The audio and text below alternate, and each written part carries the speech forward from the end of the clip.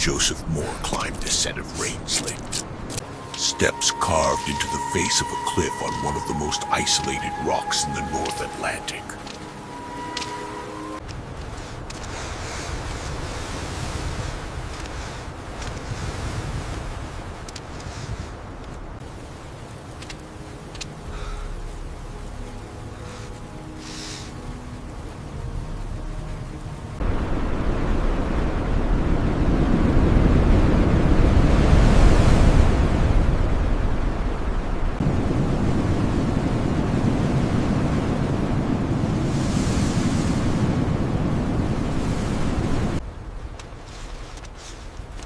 Sent ahead from the supply ship Hesperus to find out why no one on Island Moore had answered the ship's horn, why no flag hung from the pole, why no figure had appeared on the landing, why the lighthouse that was supposed to guide vessels through some of the deadliest waters in Europe had been dark for 11 days.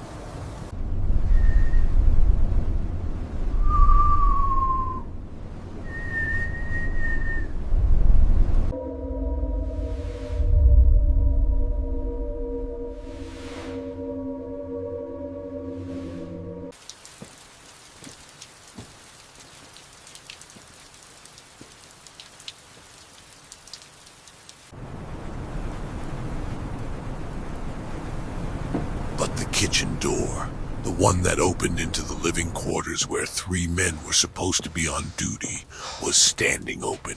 He stepped inside. God's sake, it's freezing in here. The fireplace was cold, the ash pale and undisturbed for what appeared to be days.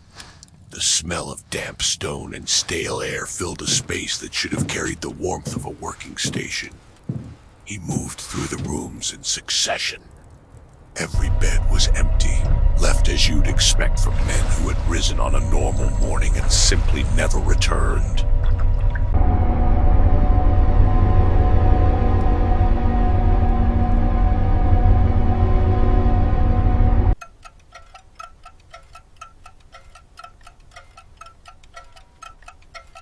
The clocks had stopped. The lamp in the tower above was cleaned, the oil reservoir full. The rotating mechanism properly maintained, everything in perfect order, as if the keepers had finished their last shift. Walked out the front door and dissolved into the Atlantic. 3 men had been stationed on this island.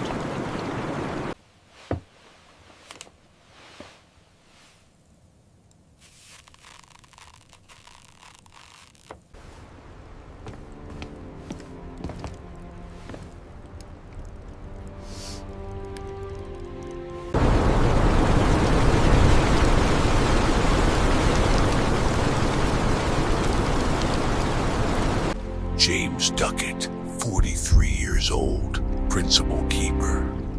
20 years of experience guarding lights in some of the harshest postings Scotland could offer.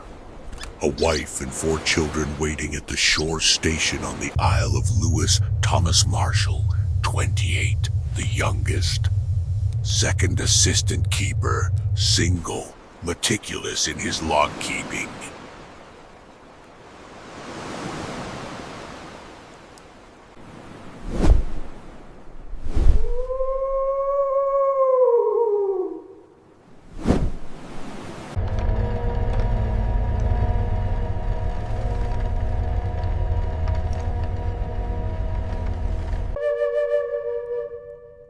And Donald MacArthur, 40, an occasional keeper brought in to cover for William Ross, who was recovering on sick leave. Some accounts say from illness. Others say from an accident on the supply trolley that broke his arm when the brakes failed on the Cliff Railway. All 3 men were gone.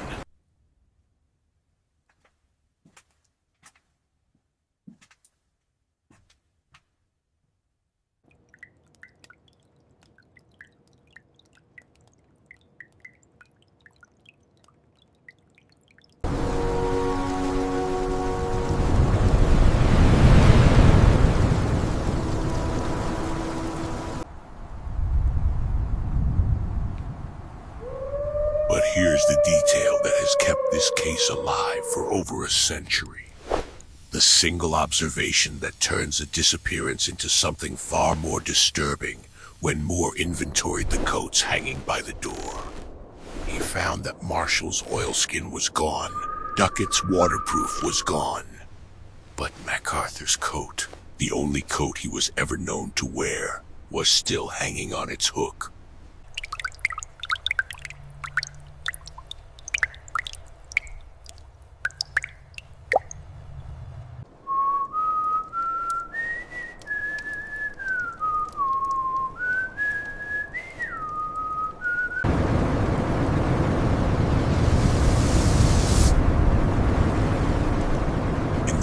Scottish December, on an exposed rock hammered by wind and spray from the North Atlantic, a man had walked outside in nothing but his shirt sleeves.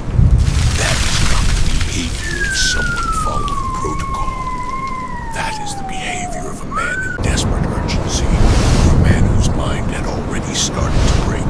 No bodies, no blood, no farewell, no sign of violence, no wreckage.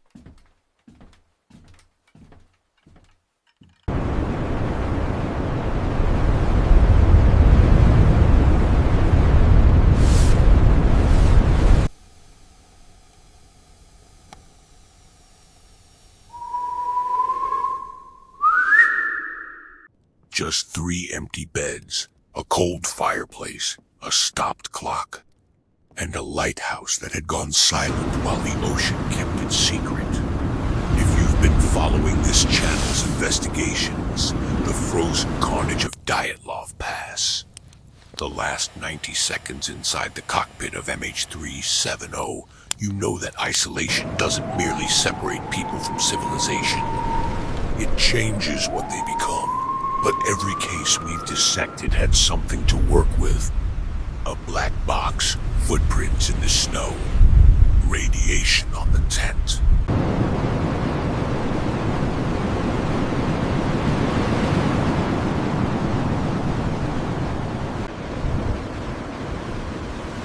Moore gave us nothing but absence. 3 men, a locked lighthouse, and a question that the North Atlantic has refused to answer for 125 years. To understand how 3 people can vanish from a place where vanishing shouldn't be physically possible, you first need to understand what the Flannan Isles are, and what they do to the human mind over 6 consecutive weeks.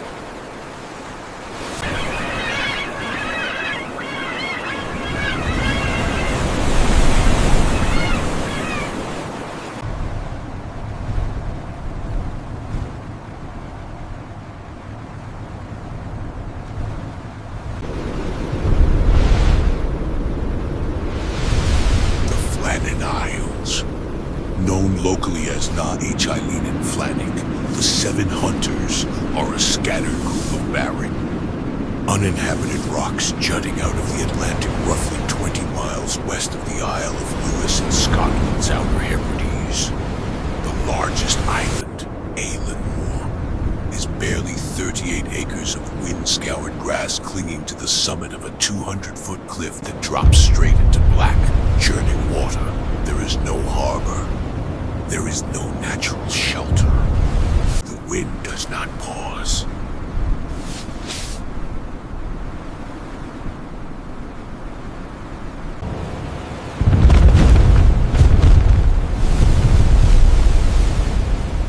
The North Atlantic drives waves against these rocks with a violence that has been precisely measured.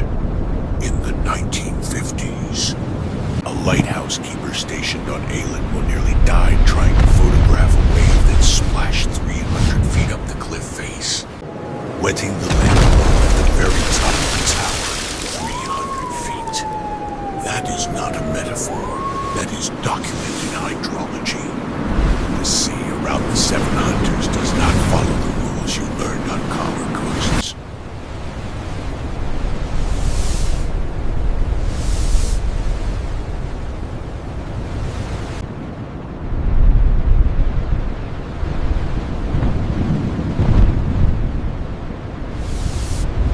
For centuries before the lighthouse existed, these islands carried a reputation that kept anyone with sense away after sunset.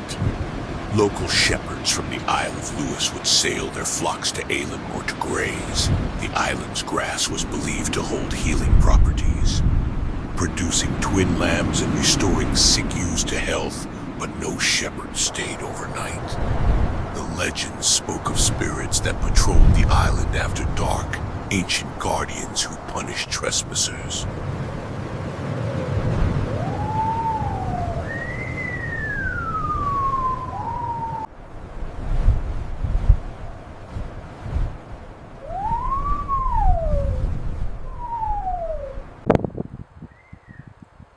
There were ruins on Eilean Mobathes, small stone huts, and the crumbling chapel of St. Flannan, the island's namesake. But they were relics of a time when someone had tried to live here and failed. The surrounding waters carried their own mythology, the blue men of the Minch, green-haired storm kelpies who lived in underwater caves and sank ships by dragging sailors into rhyming duels beneath the waves. You lost the last word. You lost your life.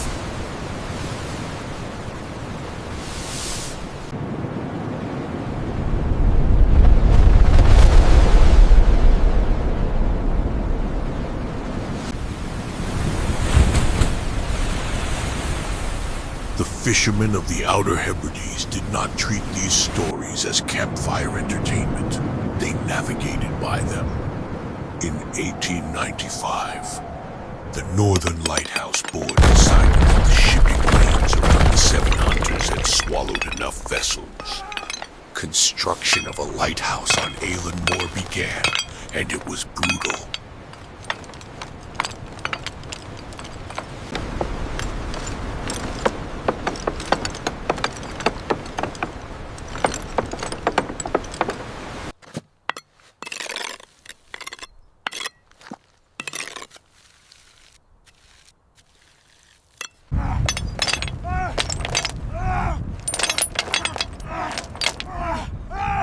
Workers had to blast to landing platforms into the base of the cliff, east and west, to accommodate different wind directions, because there were days when the Atlantic would only let you approach from one side. They cut zigzag staircases into the rock, built a cable-powered railway to haul materials to the summit, and erected a 75-foot stone tower at the highest point of the island.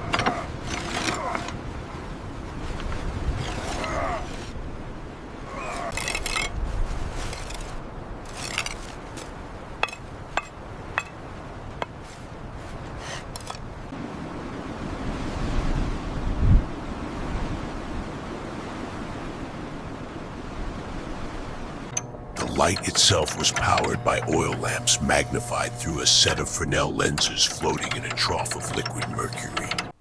When dirty, the mercury had to be strained through cloth by hand. No gloves, no protection, no understanding in 1900 that the metal seeping into the keeper's skin could produce tremors, paranoia, hallucinations, and violent emotional instability over months of exposure. The phrase "mad as a hatter" was born from mercury poisoning.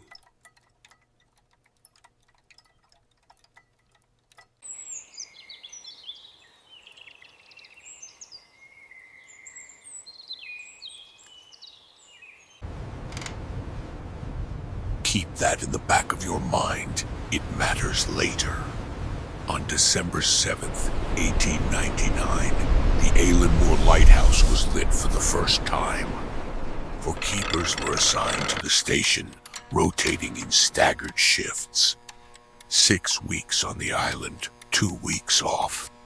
So that 3 men were always on duty while the 4th rested at the shore station on Lewis.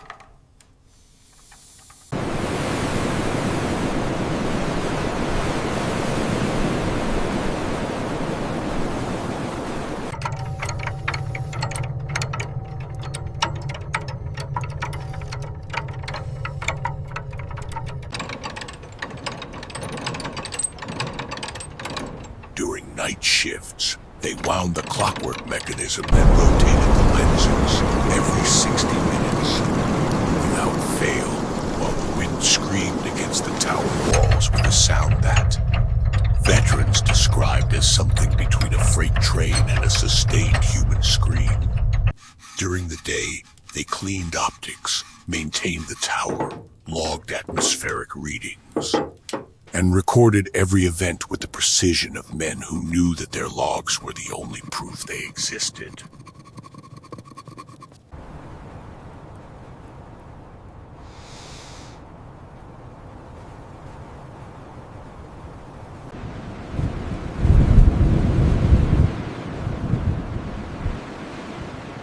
Each lighthouse had a unique flash pattern, a different rotation speed that allowed lost sailors to identify their position.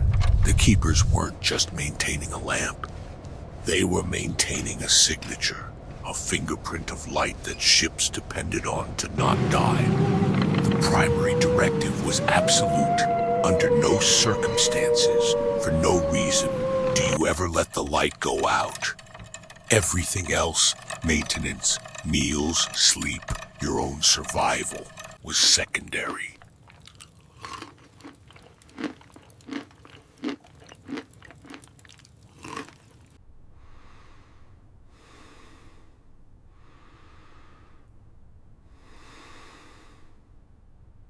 The isolation between supply runs could stretch from the scheduled 2 weeks, 2 months if storms prevented the ship from crossing. There was no radio, no telephone, no way to contact the mainland except signal poles visible from shore if anyone was watching. The only company the keepers had was each other, the seabirds, and a pet canary that lived inside the station. That canary would become the strangest footnote in the entire investigation. Now the timeline breaks.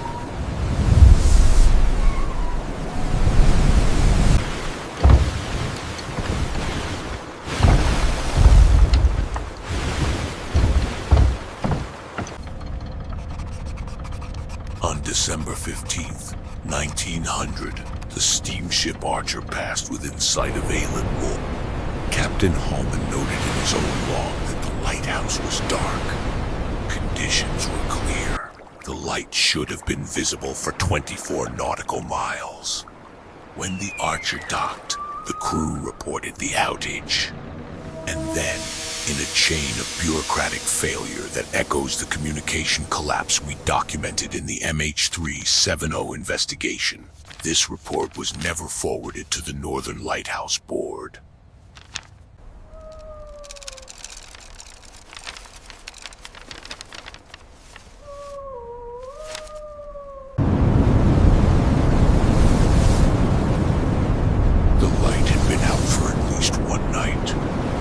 One organization with the resources and authority to investigate was never told. 18 miles southeast, on Gallon Head, a gamekeeper named Roderick Mackenzie held the single most important civilian post in this entire system. He was paid £8 a year for one job. Look at the lighthouse every night, and if the light is out, telegraph Edinburgh immediately.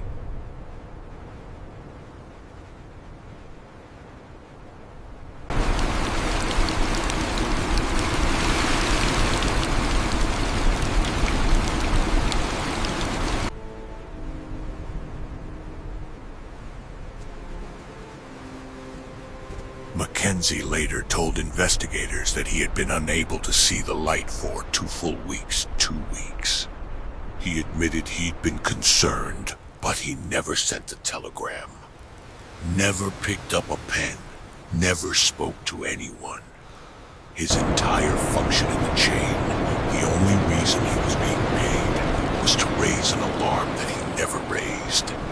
Principal Keeper Duckett had, months earlier, requested an experiment to test how quickly someone onshore would notice a distress signal and respond.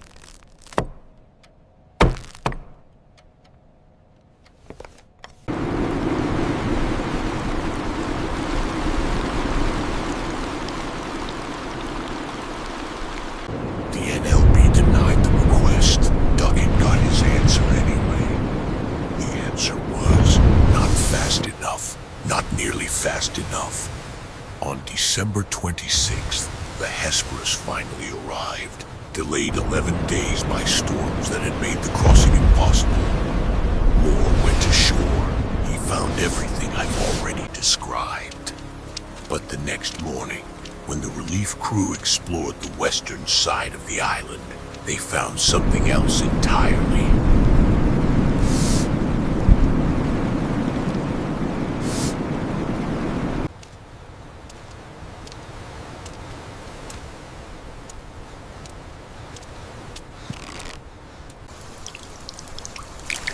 The iron railings along the path to the west landing were bent and ripped from their concrete foundations. The storage box that had held mooring ropes and tackle was gone, obliterated. Its contents were strewn across the rocks below like debris from an explosion. And 110 feet above sea level, a life buoy that had been secured among the railings was missing. The ropes that held it had not been untied or unfastened by human hands.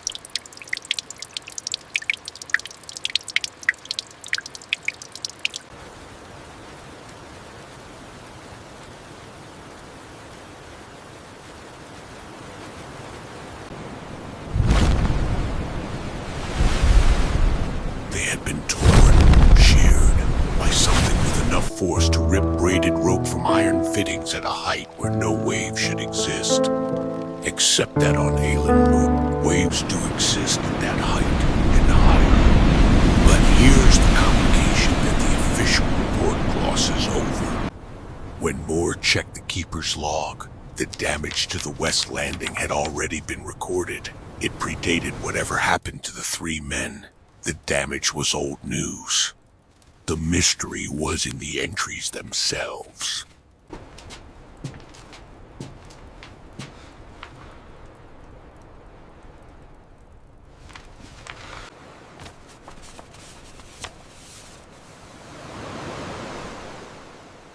The last formal log entry was dated December 13th. A slate, a rough working surface used for temporary notes before they were copied into the permanent book, had entries through December 15th, including the time the light was extinguished that morning and atmospheric readings taken at 9 a.m. The data was routine, mundane.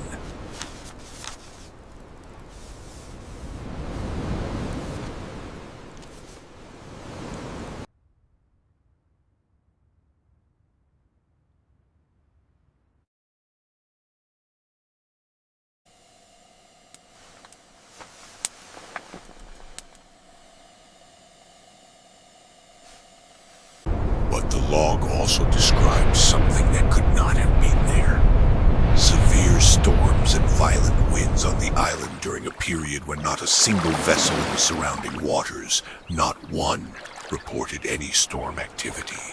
Either the weather on Island was so extraordinarily localized that it raged exclusively over 38 acres of rock without touching shipping lanes. Just miles away, the 3 men were writing about storms that did not exist.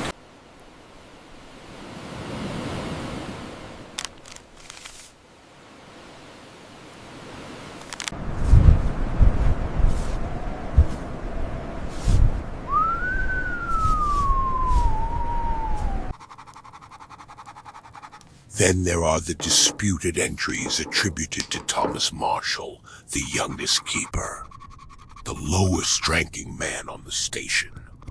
Found at a later date, these entries describe the storms as so overwhelming that all 3 men dropped to their knees and prayed. Marshall wrote that Duckett had been very quiet in recent days.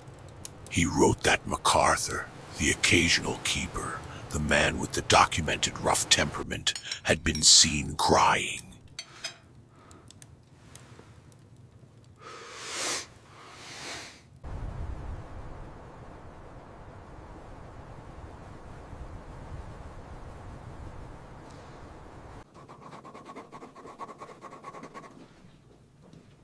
Professional lighthouse historians have cast doubt on these logs, noting that Marshall, as the junior keeper, would never have recorded observations about his superior's emotional states in an official document. But the final entry, whether Marshall wrote it or someone else did, consists of 5 words that have become the most haunting sentence in maritime investigation. Storm ended, sea calm. God is over all. Someone wrote those words. And then no one wrote anything ever again.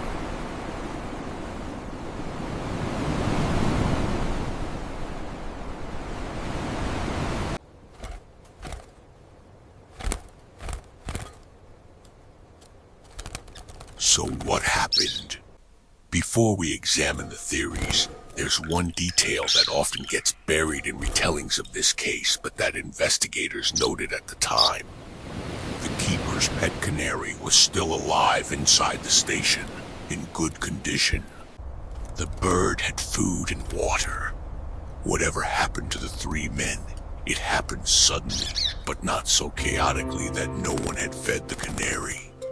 Someone had been alive and functioning in that lighthouse recently enough for the bird to survive.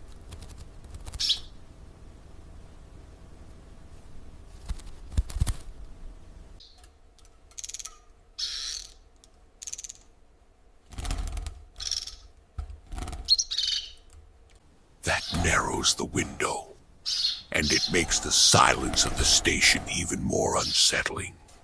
The Northern Lighthouse Board's official conclusion, supported by Superintendent Robert Muirhead, who had personally recruited all 3 missing keepers, is the simplest theory available. The men went to the West Landing to secure equipment in rough weather.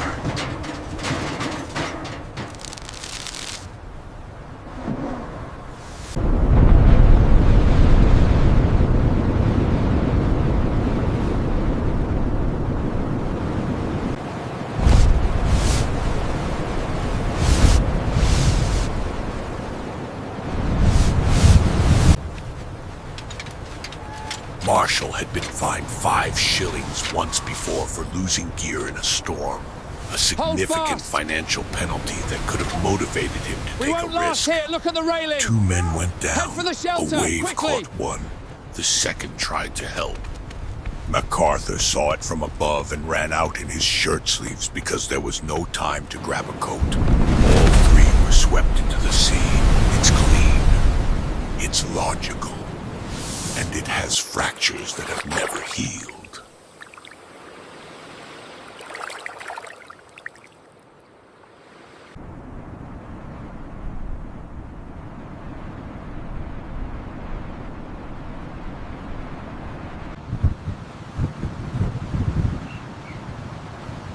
No bodies ever washed ashore. Not on the 7 Hunters, not on Lewis, not on any coast within the drift pattern. The wind on December 15th was documented as blowing west to east, meaning it would have pushed the men back toward the island, not out to sea. And every professional lighthouse keeper who has reviewed this case raises the same fundamental objection. No trained keeper would abandon the light. Not for a colleague in the water. Not for a friend drowning 10 feet away.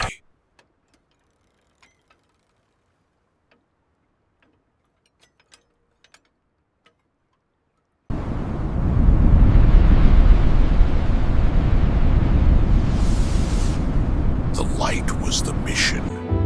Everything, including survival, was secondary. These were men with decades of combined experience. The idea that all 3 would violate the one rule they were trained to never break requires a kind of panic that contradicts everything in their service records. Unless panic is exactly what it was, the Mercury theory remains.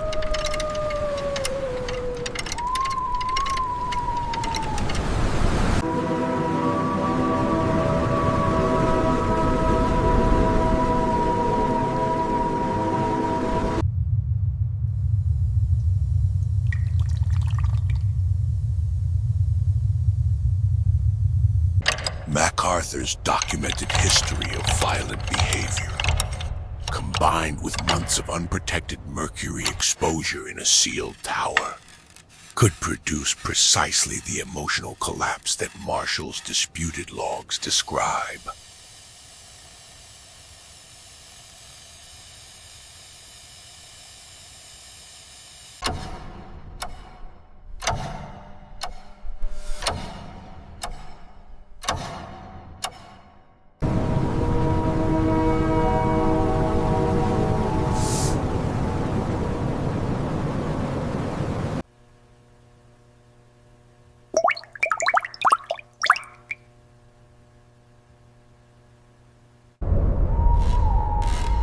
Could one man have attacked the others? Could a psychotic break have sent all three into the ocean in different ways, at different moments, for different reasons? There is no blood evidence, no damage to the interior, no sign of struggle, but the Atlantic is patient. And a body dropped from 200 feet into that water would vanish as thoroughly as the three men themselves.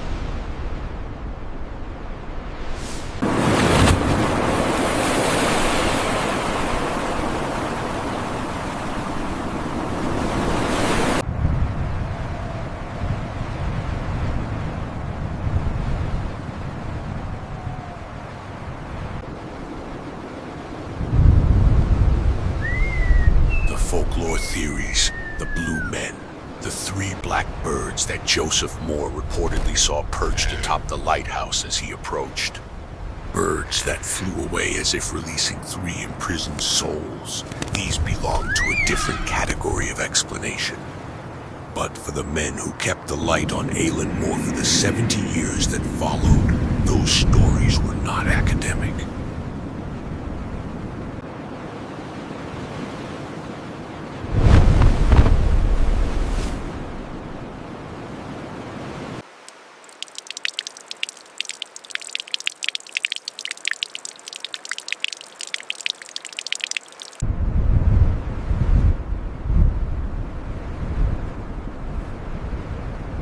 Multiple lighthouse keepers stationed on the island after 1900 reported the same experience. Voices carrying on the wind, clearly and distinctly calling out the names Duckett, Marshall, and MacArthur, as if someone were standing just behind them on the cliff edge.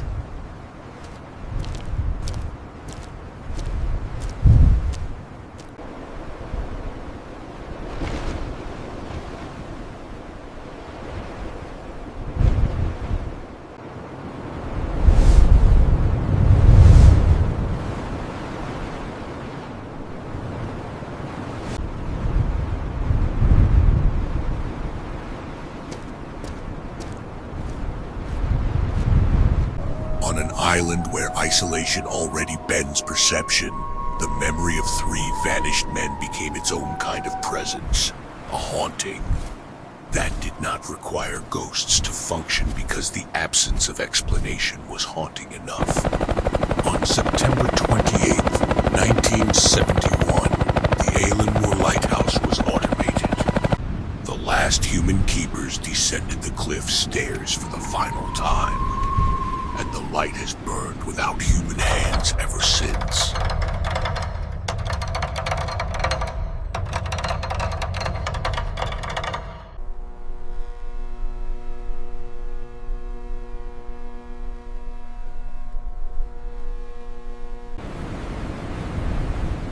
A concrete helipad was built for the maintenance crews who visit periodically. And the sound of rotors has replaced the footsteps on the spiral staircase. The tower still stands. The cliffs still drop 200 feet into water that has never once been calm. Robert Muirhead's official report closes with a line that is either the most honest or the most helpless sentence in lighthouse history. I am of opinion that the men had been on duty at the island and had been swept away.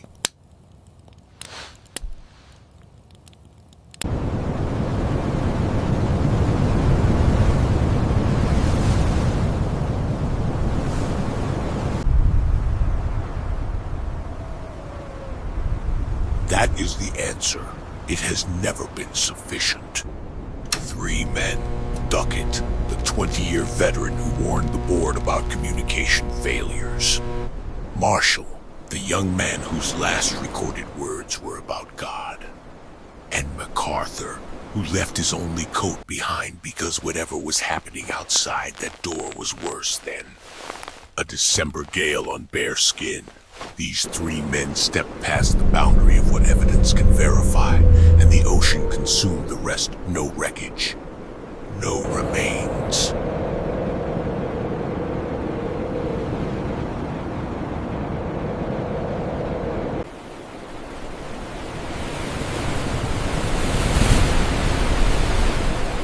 No theory that survives every fact. Just a lighthouse that went dark for 11 days, and an island that has never spoken about what it saw. The light on Alan Moor still flashes every 30 seconds, visible from 24 nautical miles.